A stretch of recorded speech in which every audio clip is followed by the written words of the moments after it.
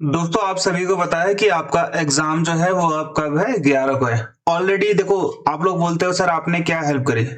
मैंने आपको एक महीने पहले एग्जाम डेट बताई थी, उससे बड़ी हेल्प क्या हो सकती है आप खुद सोचो। उससे बड़ी कोई हेल्प हो सकती है आपको जब एक महीने पहले एग्जाम डेट पता चल रही है। मैंने उस टाइम बताया था आप लोगों को, आईबी कभी भी आपको बहुत पहले नहीं बताता। वो अचानक से धोखा क्या करता है, बेसिकली धप्पा कर देता है, एक तरीके से वो बोलते हैं ना, ठीक है, तो चौंका देता है। तो 10 दिन पहले उन्होंने अपना एडमिट कार्ड जारी किया, 10 दिन बाद अब एग्जाम है। अगर वो एक महीने पहले आपको बता देते कि 11 तारीख को एग्जाम है, तो आप लोग उसी हिसाब से प्रिपेयर होते।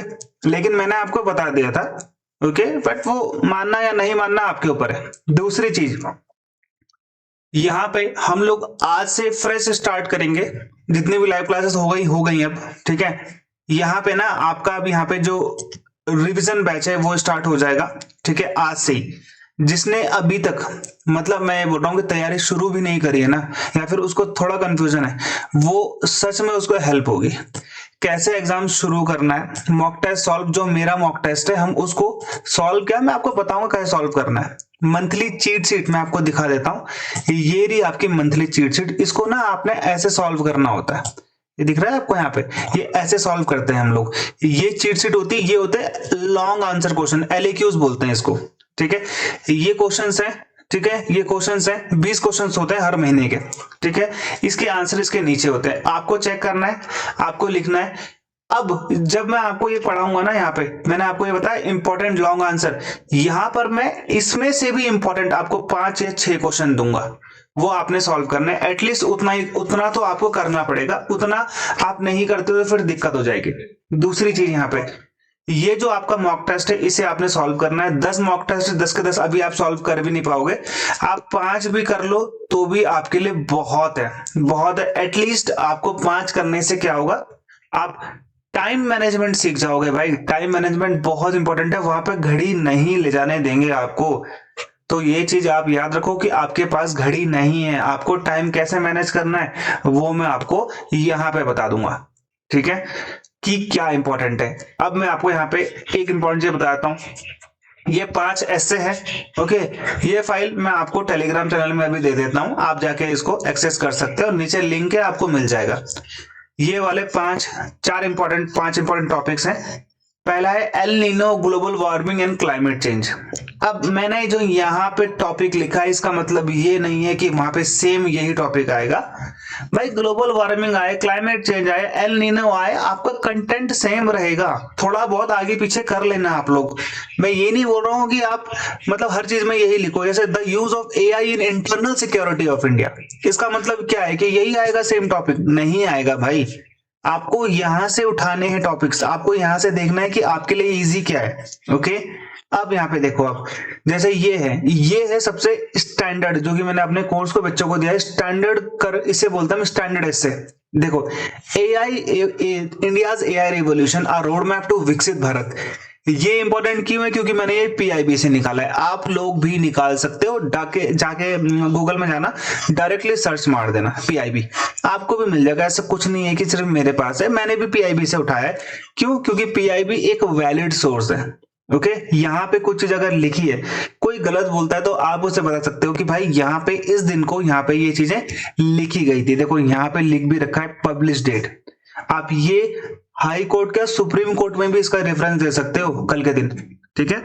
तो यहाँ पे मैंने 9 पेज का लिखा हुआ है, लेकिन आपको यहाँ पे 300 350 वर्ड्स उठाने हैं जो आपको इजी लगे।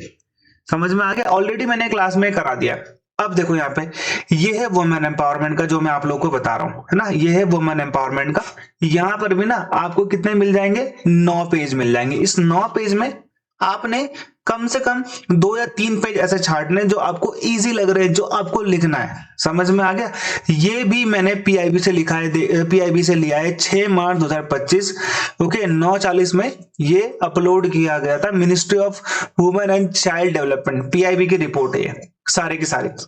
अब यहाँ पे ना एक चीज आप यहाँ पे समझो, मैंने आपको इंपॉर्टेंट ऐसे दे दिए, है ना, क्लाइमेट चेंज हो गया, ओके, इस पे ये ऐसे है, ये 3 इंपॉर्टेंट ऐसे है, साथ में एक मेंटल हेल्थ भी है, वो कोर्स के बच्चों का है। तो मैं आपको सिर्फ दिखा रहा हूँ कि आप लोग भी सर्च मार सकते हो, जैसे ये वाला तो मेरा कोर्स कंटेंट है ना, तो ये आप लोग भी सर्च मार सकते हो, ऐसा कुछ नहीं है। लेकिन हाँ, ये मेहनत जो मैंने करी है, जो डेटा लिया है, ये तो मेरा है। अब वो आपको लेना पड़ेगा, आपके पास टाइम कम है, लेकिन इतना तो आपको करना पड़ेगा, क्योंकि भाई नौकरी तुम्हारी है, 1-1.5 लाख तुम्हें मिलेंगे, तो इतना तो तुम्हें फोकस करना पड़ेगा ना।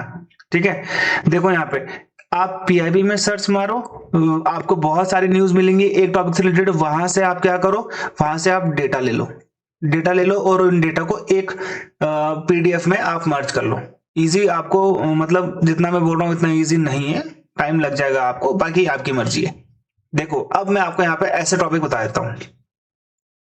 अब होता क्या है ना, देखो यहाँ पे मैंने आपको ये वाला टॉपिक जो दिया था एआई का, ठीक है, मैंने आपको ये जो एआई वाला टॉपिक दिया है ना, ये वाला, अब ये कंटेंट हर जगह यूज होगा। अब देखो यहाँ पे, ठीक है, जो मैं यहाँ पे आपको बता रहा हूँ, ओके, देखो artificial intelligence, meaning evolution scope, artificial intelligence as a driver of fourth industrial revolution, role of artificial intelligence education, artificial intelligence health care opportunities and challenge.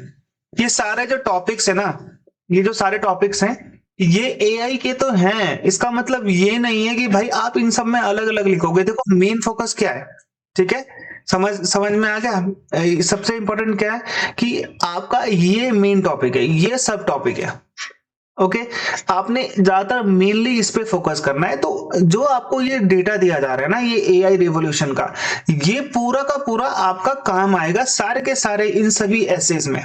ऐसे का जो कंटेंट है वो अलग नहीं होता है। जैसे आप क्लाइमेट चेंज के देखो टॉपिक बहुत सारे हैं, cause consequence solution, global warming, आपने थोड़े बहुत वर्ड्स अपने भी ऐड करने हैं। Climate change as a threat to human security, impact of climate change and extreme weather event, ये सब चीजें जो होती है इन सब का मेन फोकस है क्लाइमेट चेंज। अब क्लाइमेट चेंज के ऊपर आपको यहाँ पे दे रखा है ना, ये जो आपको क्लाइमेट चेंज के ऊपर मैंने दे रखा है, ठीक है, ये कंटेंट मैक्सिमम उसमें काम आएगा, बाकी आपको अपने वर्ड्स में लिखना है। ठीक है, टॉपिक बहुत सारे मिल जाते हैं, टॉपिक बहुत सारे मिल जाएंगे, आपको मेन टॉपिक पे फोकस करना है। जैसे वुमेन एम्पावरमेंट का हो गया, role of education in women empowerment and economic development, gender equality as a fundamental women empowerment, ठीक है, समझ में आ गया। और ये थ्रू सेल्फ हेल्प ग्रुप, ये सब बहुत सारी चीजें हैं, थोड़े बहुत आपको अपने वर्ड्स में लाने पड़ेंगे, लेकिन मैक्सिमम कंटेंट आप वुमेन एम्पावरमेंट से लोगे। ठीक है, अब यहाँ पे इंटरनल सिक्योरिटी देखो, role of science and technology in strengthening internal security. अब मैंने आपको ये टॉपिक दिए, इनमें से एक तो आ ही जाएगा, इनमें से एक तो आपका 100% आ जाएगा जिसमें आप लिख सकते हो। लेकिन क्या आप जाने से पहले 40 टॉपिक कर पाओगे? नहीं कर पाओगे ना 40 टॉपिक। क्यों नहीं कर पाओगे? क्योंकि 40 टॉपिक बेसिकली नहीं हो पाएंगे अभी 10 दिनों में, कर भी लोगे तो याद कैसे होंगे? तो इसीलिए आपको यहाँ पे एक कंटेंट लर्न करना है, बाकी थोड़े बहुत वर्ड्स अपने बनाने हैं, और आपको सब जगह वही करना है। अभी 10 दिनों में आपके साथ यही हो सकता है, नहीं तो 1000 टॉपिक है यार लिखने के लिए, कितना करोगे आप बताओ? अगर आपको हर चीज में अलग लिखना है तो 1000 टॉपिक दे देता हूं मैं आपको, चलो 1000 भी छोड़ो, ये 40 के 40 टॉपिक दे देता हूं। क्या आप इसे लर्न कर लोगे? नहीं करोगे ना। आपका कंटेंट सेम रहता है भाई, आपका टॉपिक देख लो यहाँ पे कि क्या है, technology driven policy, smart policing in India. Internal security है, पुलिसिंग आ गया, तो लॉ इन्फोर्समेंट है तो इंटरनल सिक्योरिटी आ गया, internal security and communication technology. भाई आपको मेन फोकस दिख रहा है कि एसए का मेन फोकस क्या है? Internal security. ठीक है, तो ये चीज आपको यहाँ पे ध्यान देनी, जो मैंने आपको बता दिया। बाकी क्लास में आप शाम 7 बजे आप लोग आ सकते हो, ठीक है, 7 से 7:30, 8 बजे, 8 साढ़े 8 बजे तक मैं क्लास ले लूंगा ये वाली, ठीक है, कोई दिक्कत नहीं है अभी। ये आपकी संडे को छोड़ के बाकी सारे दिन क्लास है, आपके एग्जाम से एक दिन पहले तक, ठीक है। बाकी आपकी मर्जी है, और बाय बाय, जय हिंद। LAQs आपके पूरे के पूरे करने हैं आपको, अप्रैल से भी कर लोगे तो भी फायदेमंद है, ठीक है। बाय बाय एंड जय हिंद।